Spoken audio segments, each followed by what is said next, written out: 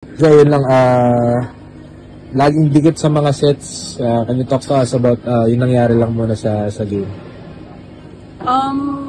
As we can see po, nagdidikit po kami. Kaso, sa bandang huli po, ulit-ulit po nangyari yung situation na bumibitaw po kami. So, siguro po doon po lumabas yung sinasabi po nila coach na palinisan na lang daw po ng galaw yan. So, makikita po natin na nagdidikitan po kami sa simula, pero nung bandang huli po parang bumibitaw po talaga kami, tapos doon po nakikita na yung mga lapses po namin and yung mga errors din po namin lumalabas na doon po sa huli.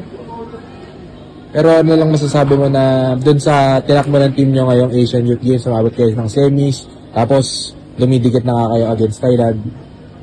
Siyempre po, sobrang thankful po kasi yung experience po na to, parang hindi po lahat makaka-experience po ng ganitong experience. So, sa akin po, grateful po ako sa PNBF, sa TSC, and sa POC, and syempre po sa management ng NU kasi pinaghandaan din po namin tong league po na to, and syempre sa mga teammates ko and kay Lord kasi sabay-sabay po namin itong trabaho to, and kahit nabitin po kami, lumaban pa rin po kami.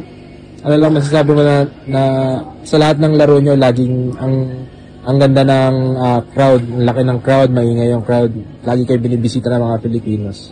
Siyempre po parang na-feel po namin na kahit nasa ibang bansa, parang home pa rin po. Sobrang dami pong Pilipino na sumusuporta po sa amin. And nagme-message, lalo na po pag may times na yun po, pag talo po kami. Nandiyan din po sila, nakasuporta, manalo matalo po. Sumusuporta po sila sa amin. Okay, thank you. Thank you.